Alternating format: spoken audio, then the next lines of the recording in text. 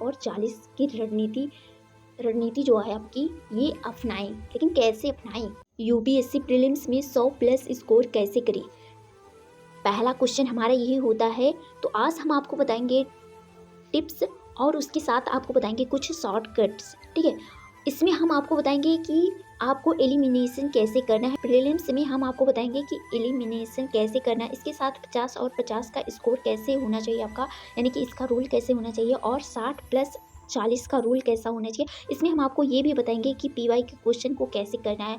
सो पूरा वीडियो को आज कीजिएगा। अगर इसका आपको पीडीएफ चाहिएगा तो आपको हमारे वीडियो के डिस्क्रिप्शन में टेलीग्राम का लिंक मिल जाएगा, वहाँ से ज्वाइन करके टेलीग्राम को आपको पीडीएफ डाउनलोड कर सकते हो। तो देखते हैं हमारा कि अगर आप यूपीएससी प्रीलिम्स में 100 प्लस स्कोर करना चाहते हो तो आपको सिर्फ ज़्यादा पढ़ने की ज़रूरत नहीं है भाई, बल्कि स्मार्ट तरीके से तैयारी करने की ज़रूरत है। आज मैं आपको बताऊंगी ऐसी ट्रिक्स और स्मार्ट बताऊंगी, ऐसी शॉर्टकट्स बताऊंगी जिससे आप बिना ज़्यादा रटने 100 प्लस स्कोर आसानी से कर सकते हैं। तो इस वीडियो को पूरा वॉच कीजिएगा, और क्योंकि हर पॉइंट में एक दमदार स्ट्रेटेजी छुपी है।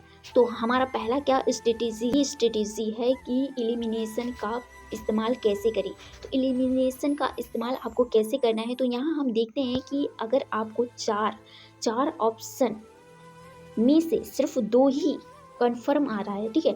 अगर आपको 4 ऑप्शन दिया होता है 1 2 3 4, ठीक है, तो इसमें अगर आपको केवल ऑप्शन में सिर्फ केवल 2 ही कंफर्म है, ठीक है। इसी के 30 से 40% प्रश्न ऐसे होते हैं जिसमें एलिमिनेशन मेथड से सही उत्तर निकाले जा सकते हैं, ठीक है।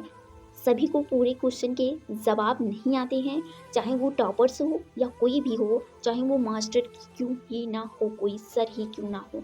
तो इसमें किसी को पूरा क्वेश्चन के आंसर नहीं आते हैं, तो इसमें एलिमिनेशन करना होता है। कैसे करें, ठीक है, इसे कैसे करें, यही हमारा जवाब होता है। इसके साथ हम देखते हैं जो ऑप्शन आपको बहुत एक्सट्रीम लग रहे हैं उन्हें हटा सकते हो। पहला तो ये है कि मुझे पता नहीं, तो उसको आप हटा सकते हो, ठीक है। एक्सट्रीम जो आपको लग रहे हैं शब्द उसे हटा दो, ठीक है। ओनली, ऑलवेज, नेवर जैसे शब्द वाले ऑप्शन अक्सर गलत होते ही हैं, लगभग ये गलत ही होते हैं। जिसमें केवल कभी नेवर एकदम प्रयोग कर रहा है वो भाई गलत ही होते हैं लगभग, ठीक है। इसमें बचा हुआ ऑप्शन ज़्यादातर तार्किक होगा, ठीक है। जो बचा हुआ शब्द है वो तार्किक होगा। एग्जाम्पल मैं ले लेती हूँ आपके लिए एक, कि भारत में सबसे अधिक वर्षा कहाँ होती है। मुझे पता है, लगभग बच्चे को पता होगा, लेकिन कैसे एलिमिनेशन करते हैं हम। तो इसमें हमारा जैसे कि हम देख लेते हैं, पहला चेरापूंजी है, दूसरा मासीराम, तीसरा हमारा है मुंबई, और चौथा है कि श्रीनगर। तो इसमें आपको, जैसे मुझे नहीं पता है तो क्या कर सकते हैं, ठीक है। इसमें हमें पहले करना होगा कि अगर आपको श्रीनगर का क्लाइमेट पता है, ठीक है, वहाँ का कैसा, वहाँ की वर्षा होती है, कैसा वहाँ का पर्यावरण है, ये अगर आपको पता है तो इसे आप हटा सकते हो, ठीक है। पहला तो मेरा हट जाएगा इसी प्रकार से, ठीक। दूसरा मुझे लगता है कि जो मुंबई है इसका मानसून स्ट्रॉन्ग होता है, ठीक है, लेकिन सबसे ज़्यादा नहीं होता है, लेकिन स्ट्रॉन्ग होता है, ये तो मुझे पता है, ठीक है। ये भी हम निकाल सकते हैं, ठीक है। इसके बाद हम तीसरा देख लेते हैं कि मतलब कि अगला हम कैसे इस एलिमिनेशन को कैसे कट कर सकते हैं, ठीक है। अगर आपके पास चेरापूंजी और मानसीराम बचे तो सही उत्तर मानसीराम हैं, ठीक है। ये कैसे, क्योंकि आप कभी ना कभी इस शब्द को पढ़े होंगे।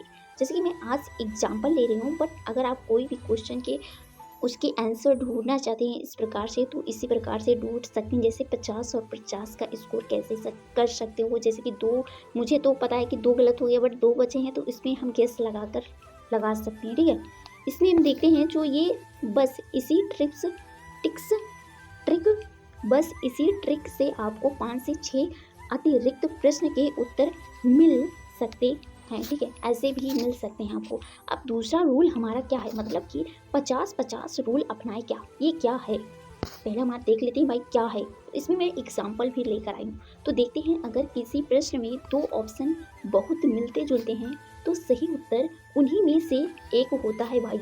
अगर 2 मिल जुल रहे हैं तो उसी में से होता है आपका, ठीक है। पहला हम देखते हैं, यूपीएससी कभी भी एकदम ऑब्जेक्टिव ऑप्शन सही नहीं करती है, ठीक है। पहला ये पॉइंट हमारा है। दूसरा पॉइंट है कि ध्यान दें कि 2 ऑप्शन अलग बहुत क्लोज हैं, तो उसमें से कोई एक सही होगा।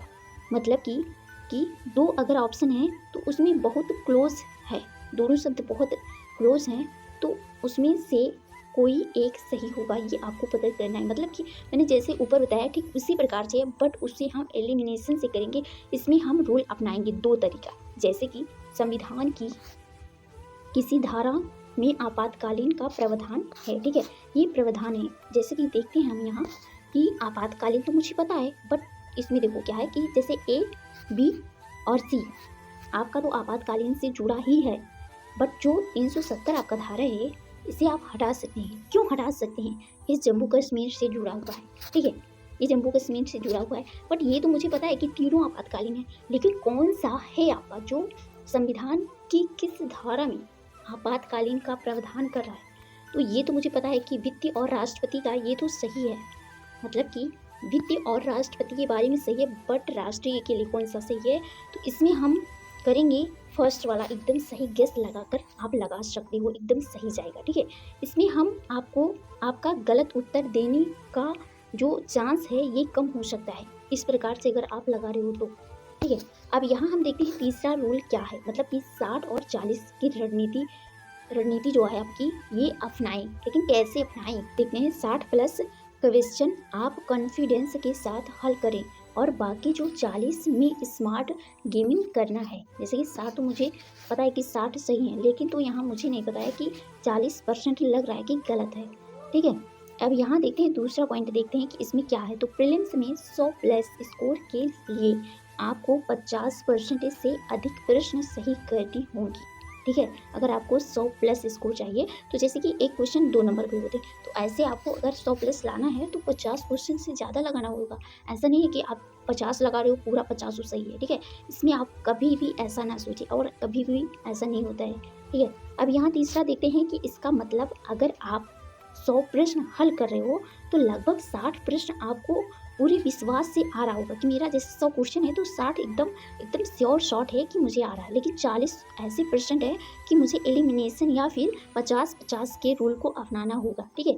इसमें हम लॉजिक से उत्तर भी निकाल सकते हैं कि कैसे आ सकता है। देखो कोई भी टॉपर से बताते हैं तो वो कहता है मुझे पूरा जो क्वेश्चन थे उसके आंसर नहीं आ रहे थे, बट मुझे 30 से 40 क्वेश्चन आ रहे थे, उसके बाद मैंने एलिमिनेशन का प्रयोग किया है। वैसे आपको भी करना है, ठीक है। यहाँ हमारा ये रूल खत्म होता है। अब यहाँ हमारा जो PYQ आ गया है साथ।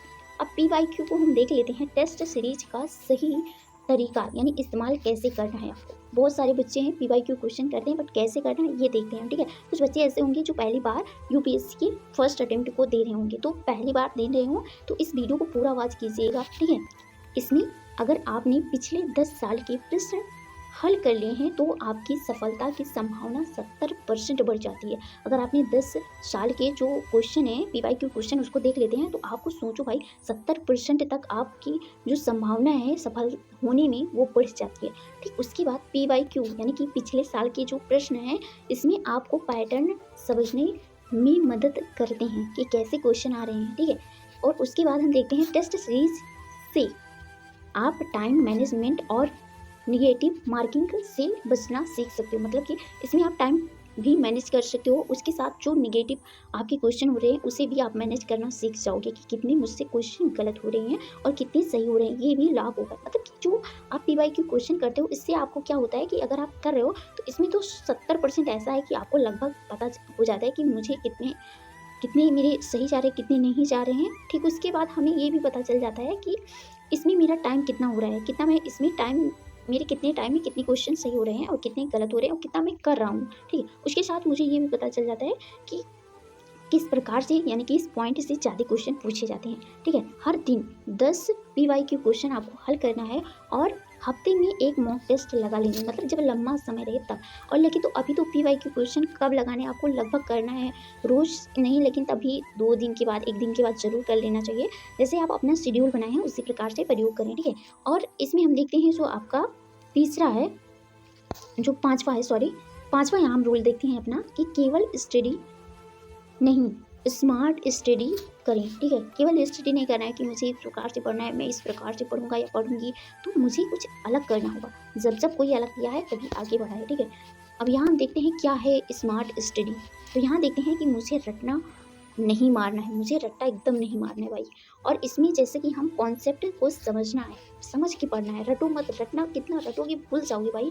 समझ के कोई चीज़ पढ़ो, कभी नहीं भूलेगा, ठीक है। या तो वहाँ कोई ट्रिक लगा दो कि हाँ अगर इस क्वेश्चन को देखेंगे तो ऐसे इसके आंसर को पकड़ लेंगे, ठीक है। इस प्रकार से आप ट्रिक भी लगा सकते हो, ठीक है। यहाँ देखते हैं दूसरा जो पॉइंट है ये है क्वालिटी नोट्स बनाओ।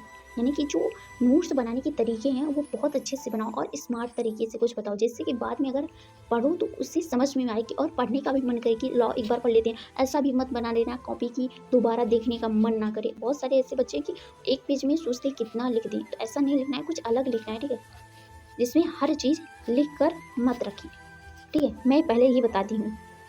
अब क्या करना है आपको कि जो आपके स्टैटिक और उसके साथ साथ करंट अफेयर हैं उसको मिलाकर पढ़ना है।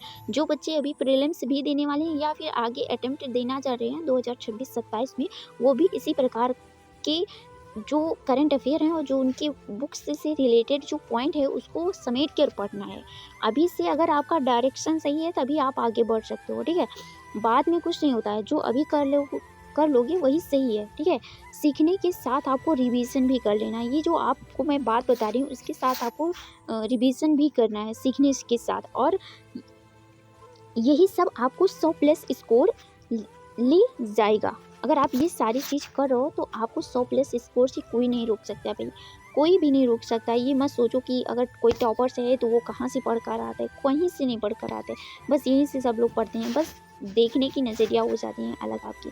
अगर आपको ये ट्रिक्स और जो हमारे स्मार्ट जो शॉर्टकट हैं ये पसंद आते हैं तो वीडियो को लाइक कीजिएगा और कमेंट में अपनी स्टेटिक बताइएगा। और आप उन सारे बच्चों के साथ ज़रूर शेयर कीजिएगा जो बच्चे अभी पहली बार 2025 में अपना अटेम्प्ट देना चाहते हैं या फिर वो यूपीएससी की तैयारी करना चाहते हैं, ठीक है। सबसे ज़्यादा मददगार कौन सी ट्रिक लगी कमेंट बॉक्स में कमेंट करना ना भूलें। इसी तरह के साथ हम आपसे मिलते हैं किसी नेक्स्ट वीडियो में, तब तक के लिए bye bye, tata, take care.